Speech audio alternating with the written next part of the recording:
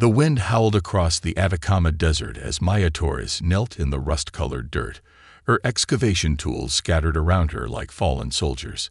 The impact crater stretched before her, a massive scar in the Earth's surface that had puzzled scientists for decades. But Maya wasn't interested in the crater itself.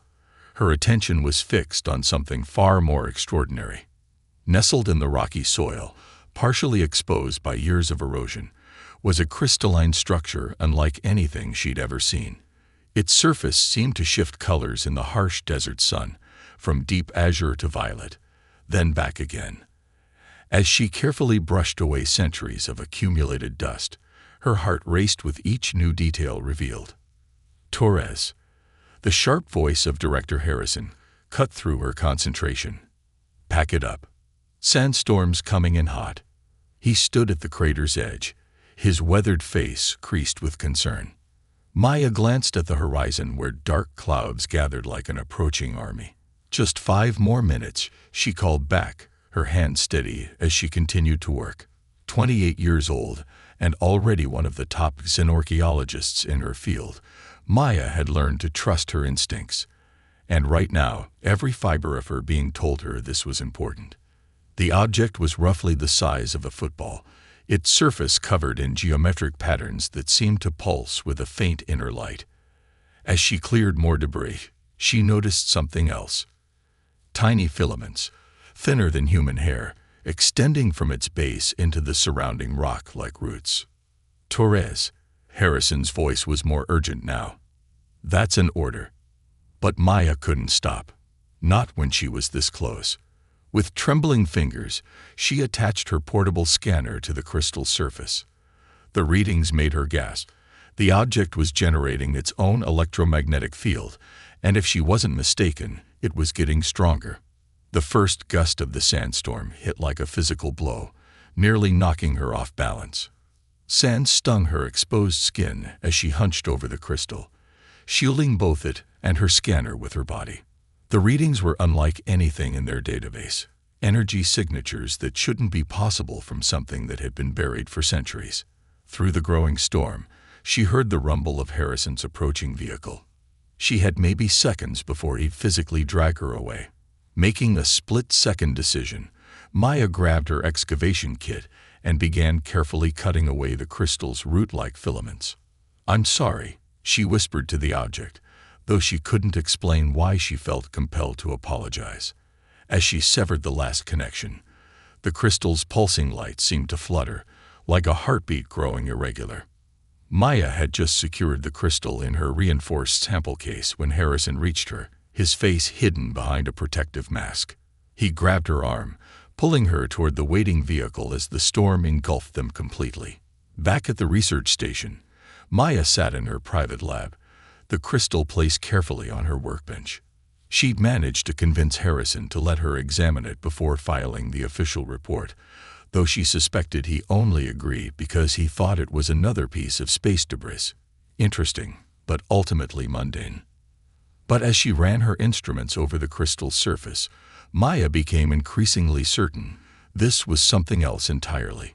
The energy readings remained stable, and under her microscope, those geometric patterns revealed themselves to be impossibly complex circuits, but crafted from something that resembled organic tissue more than metal. "What are you?" she murmured, carefully connecting a power source to what she believed might be an input node. Nothing happened, but her instruments detected a subtle shift in the crystal's internal energy field. For the next week, Maya worked almost non-stop, sleeping on the cot in her lab and barely remembering to eat. She tried every scanning frequency, every power configuration she could think of. She wrote new programs to analyze the crystal's patterns, looking for any sign of mathematical significance. On the 8th night, as she was about to give up and get some real sleep, her computer chimed. The pattern recognition software had found something. A repeating sequence in the crystal's energy fluctuations.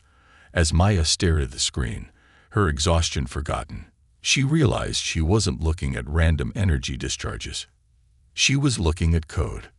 Maya's hands flew across her keyboard, adjusting her instruments to respond to the pattern.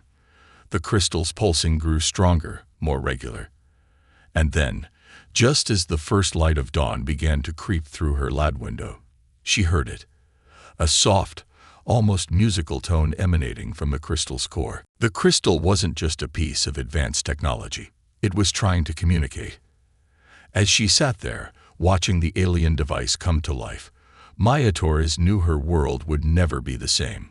What she didn't know was that this was only the beginning, the first step in a journey that would challenge everything humanity thought they knew about their place in the universe. The dream started 3 days after the crystal first responded to Maya's programs.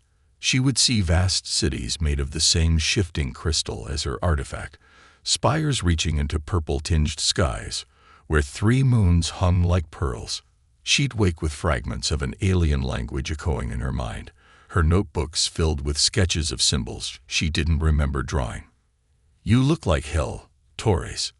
Dr. James Chen, the station's resident physicist, set a cup of coffee on her desk, carefully avoiding the mess of cables and instruments surrounding the crystal. "When's the last time you actually slept?" Maya rubbed her eyes, trying to focus on the data scrolling across her screens.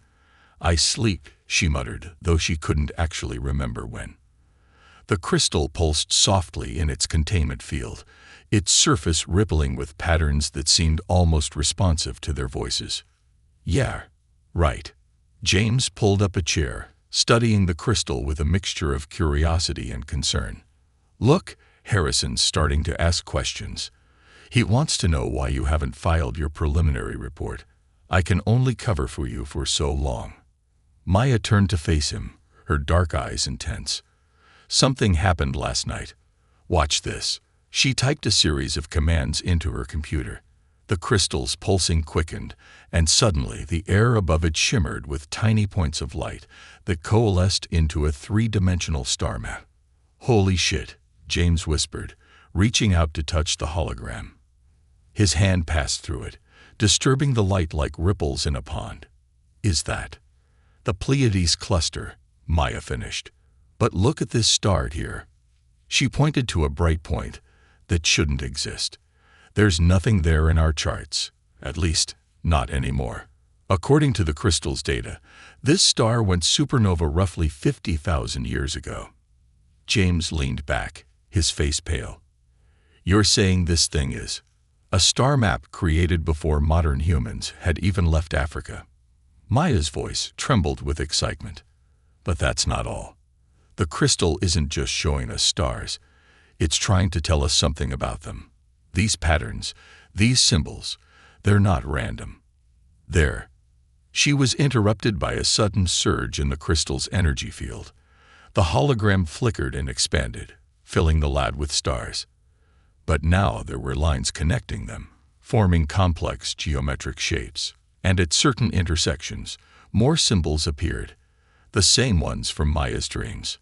"It's a network," she breathed, watching the patterns shift and flow. "The luminary," that's what they called themselves. They built something out there. Something huge. "Wait, who? How do you know their name?" James stared at her, concern deepening on his face. Maya hesitated. How could she explain the dreams? The way the crystal's song had begun weaving itself into her thoughts, leaving echoes of memories that weren't her own. I can feel it. In here." She tapped her temple. "The crystal, it's not just a database. It's alive, James. Or at least, it contains something that once was." As if responding to her words, the crystal's surface rippled more vigorously, its color shifting to a deep, pulsing purple. The hologram zoomed in on one particular intersection in the star map, revealing what looked like a space station or satellite. Its design was organic, reminiscent of the crystal itself, but Maya could see the signs of damage. Great rents in its structure, like claw marks from some enormous beast. "They were running from something," Maya said softly, the words coming from somewhere deep in her subconscious.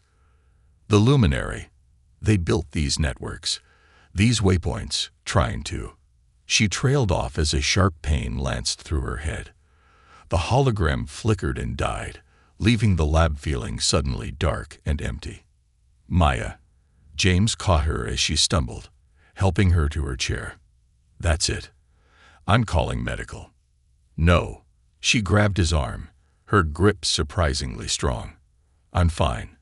It takes a lot out of me, connecting with it. But I'm getting better at it. Stronger. James looked from her to the crystal and back again. This is way beyond our pay grade, Maya. Whatever this thing is, whatever it's doing to you, we need to tell someone. Tell them what? Maya laughed bitterly. That I'm having dreams about dead aliens. That their 50,000-year-old technology is sending me messages. They'll shut us down, James. They'll take it away, lock it up in some government facility, and we'll never know the truth. Maya stood, walking to the crystal. Its surface had calmed, returning to its usual soft blue glow, but she could feel it humming at the edge of her consciousness. The truth is, they left this here for a reason.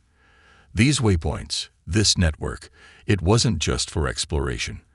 They were building something, preparing for something. And whatever it was, she turned to James, her expression grave. I think we're going to need it. James was quiet for a long moment, looking between Maya and the crystal. Finally, he sighed. What do you need? Time, she said, and help keeping Harrison off my back while I figure out how to fully activate it. There's more in here, James, so much more. We just have to learn how to listen.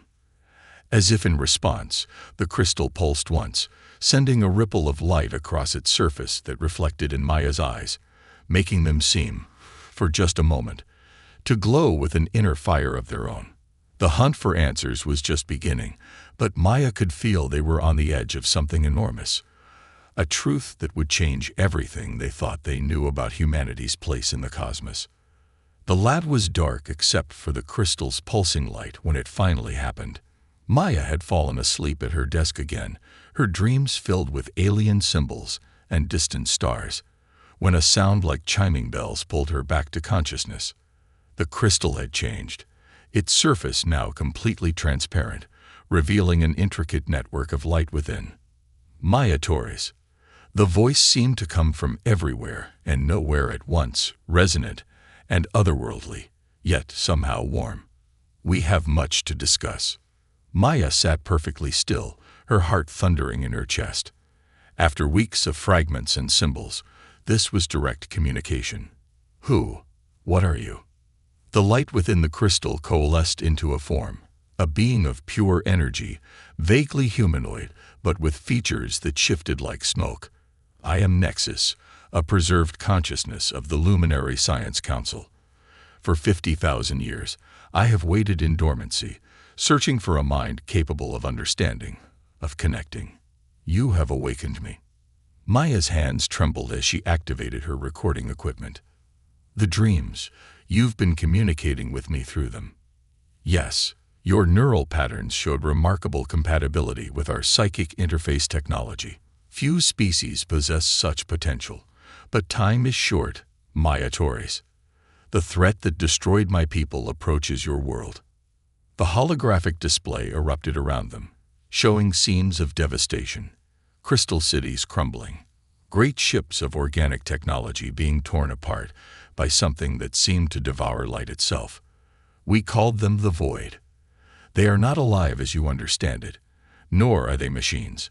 They are gaps in reality, consuming all they touch, growing stronger with each civilization they destroy. Why didn't you fight back?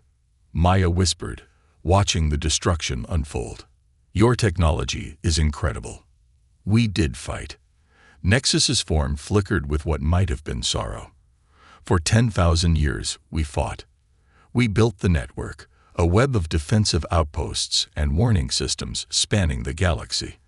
But the Void adapted, learned, evolved. In our final days, we scattered seeds of our consciousness across the cosmos, hoping to warn others, to give them the tools to succeed where we failed. James chose that moment to enter the lab, coffee in hand. He froze in the doorway, taking in the scene. Maya conversing with a being of light, while images of alien apocalypse played around them. The coffee cup slipped from his fingers, shattering on the floor. Dr. Chen, Nexus acknowledged him. Your presence is fortunate. We will need allies. It's real, James breathed. Everything you said, Maya. It's all real. More real than you know, Nexus continued. The void moves slowly by your standards, but they are coming. Already their influence can be felt at the edges of your solar system.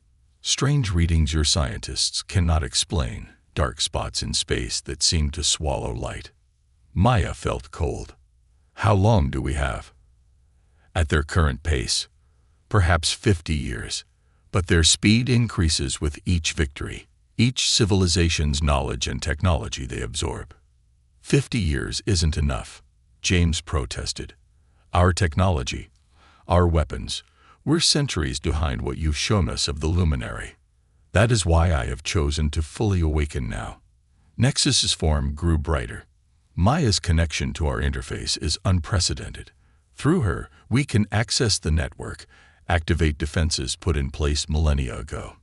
But it will require sacrifice. Maya stood, approaching the crystal.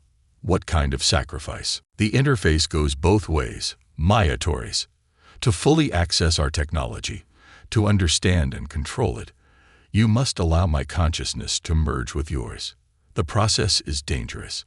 Many minds cannot handle the strain of holding two consciousnesses, but without this merger, your people will face the void alone. The lab fell silent except for the soft hum of the crystal. James stepped forward. Maya, you can't seriously be considering this. It could kill you. If the void reaches Earth, we all die anyway. Maya's voice was steady despite her fear. How do we begin? Maya, wait. James grabbed her arm.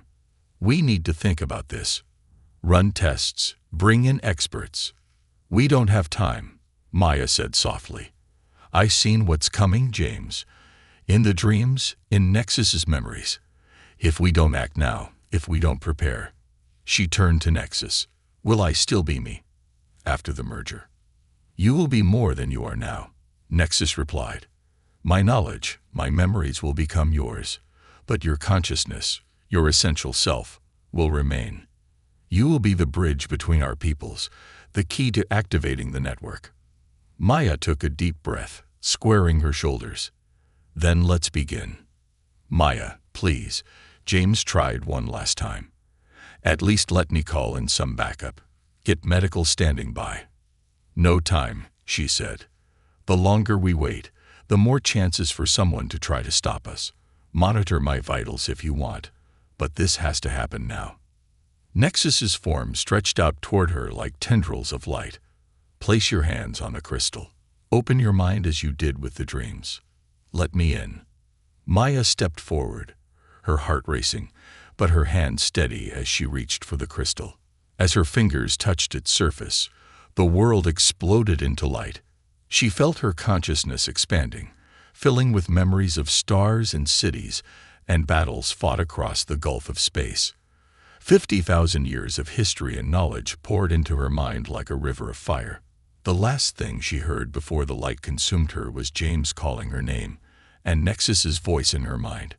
Together, we begin. Maya opened her eyes to a changed world. The lab's familiar surfaces now sparkled with layers of data, energy signatures, molecular structures, quantum probabilities, all visible to her enhanced perception.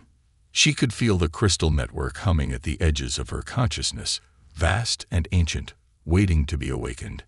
Maya. James's voice seemed to come from far away. He stood beside her bed in the station's medical bay, dark circles under his eyes suggesting he hadn't slept. Are you? You? I'm both, she replied, her voice carrying an odd harmonic undertone. Nexus's memories, knowledge. They're all here. But I'm still me. She tried to sit up, but the room spun. How long was I out? 3 days. James helped her up slowly. Harrison's furious. The DoD is sending a team. They picked up some kind of energy surge from the merger. They'll be here tomorrow. Maya's enhanced mind calculated quickly. Not enough time. We need to move the crystal before they arrive. Move it. Maya, you can barely stand. She swung her legs off the bed, forcing herself to focus through the disorientation. The network, James. I can see it now. The nearest node is in the Andes, hidden beneath a mountain. A luminary outpost, dormant but intact. We need to reach it before. The medical bay's door slid open, revealing Director Harrison flanked by 2 security officers. Before what, Dr. Torres? His face was grim. Perhaps before we can stop whatever you've done to yourself. Maya's new senses picked up their weapons, not just standard firearms, but experimental EMP devices designed to disrupt the crystal's energy field. Harrison had come prepared. Director, please. James stepped between them. Let her explain. What's happening is bigger than any of us. I've seen the readings, Chen. Harrison's voice was cold. That artifact is rewriting her DNA, changing her brain chemistry. For all we know, she's not even human anymore. Maya stood, steadying herself against the bed. With her enhanced vision, she could see the fear radiating from Harrison in waves of neural activity. I'm still human, Director, but I'm also humanity's best chance at survival. The void is coming, a force that's destroyed countless civilizations. The Luminary built a defense network, and I'm the only one who can activate it. The void. Harrison scoffed. Convenient. An invisible enemy only you can see, only you can fight. The perfect excuse for whatever you're planning. Maya's patience, stretched thin by the effort of containing 2 consciousness, snapped. She reached out with her mind, connecting to the hospital's systems. Displays flickered, showing the same images Nexus had shared. The destruction of luminary worlds, the approaching darkness at the edge of their solar system. Look! Her voice resonated with power. Look at what's coming for us.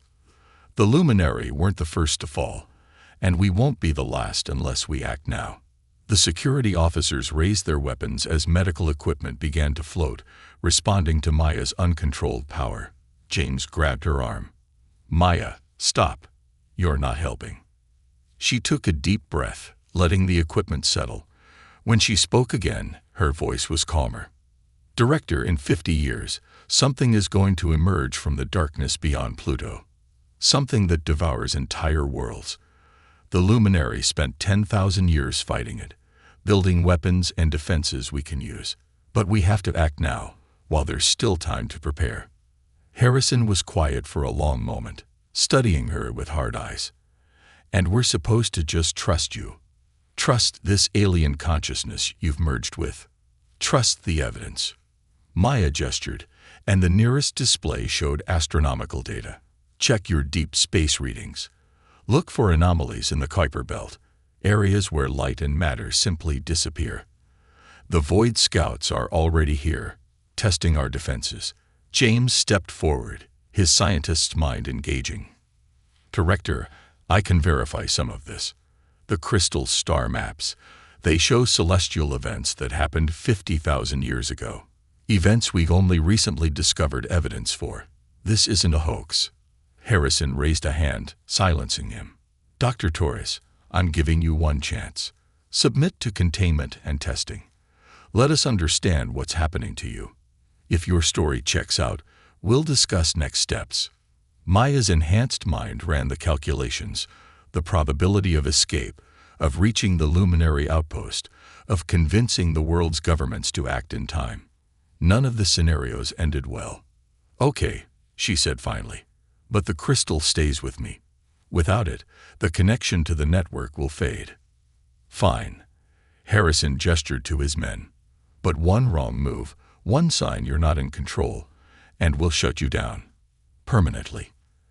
As they led her from the medical bay, Maya reached out with her enhanced senses, touching the vast web of luminary technology that spanned the galaxy. Somewhere in the darkness between the stars, something reached back, ancient machines stirring to life, responding to her call. The race to save humanity had begun, but Maya knew the hardest part wouldn't be activating the network. It would be convincing her own species to believe in the danger before it was too late. 3 months of tests had confirmed Maya's story, but humanity's response remained divided. In her secured laboratory deep within a military complex, she worked tirelessly to prepare Earth's defenses, even as politicians debated and skeptics doubted. The crystal network hummed with increasing urgency. The Void Scouts were moving faster than expected. The UN Security Council is deadlocked, James reported, entering her lab with fresh coffee. Now her official liaison. He looked as tired as she felt. Russia and China want access to luminary weapons technology before they'll commit resources. Maya didn't look up from the holographic display where she was mapping void incursions. We don't have time for this. The Scouts have already consumed 3 Kuiper Belt objects. Their pattern recognition is evolving. They're learning about our solar system. Her words were punctuated by alarms as every screen in the lab flashed red. Maya's enhanced senses reeled from the surge of data. "No," she whispered. "They found it." "Found what?" "The Andean outpost. The one I sensed when I first merged with Nexus." Her fingers flew over the controls, bringing up satellite imagery. A massive dark spot was spreading across the mountain range, consuming everything it touched. They're not waiting 50 years. They've detected the luminary technology. They're coming now. James grabbed the emergency phone. "I'll alert command." "No time." Maya's voice echoed with Nexus's harmonics as she connected deeply with the crystal network. The outpost was supposed to be our primary defense platform. Without it, she straightened suddenly. "Get me to the crystal. Now." "Maya, what are you?" The void moves through quantum space, consuming reality itself. The luminary built their network to counter this, to stabilize space-time against the incursions. But with the outpost gone, she reached for the crystal, her hands glowing with energy. "We have to create a new anchor point. Here. Now." "That's not possible," James protested. "The power requirements alone." "Humanity's power grid." Maya's eyes glowed with inner light. "I can link to it through the facility's systems, channel it through the crystal matrix. It won't be as strong as a proper outpost, but it might buy us time." Alarms blared as she began the process, drawing power from cities across the continent.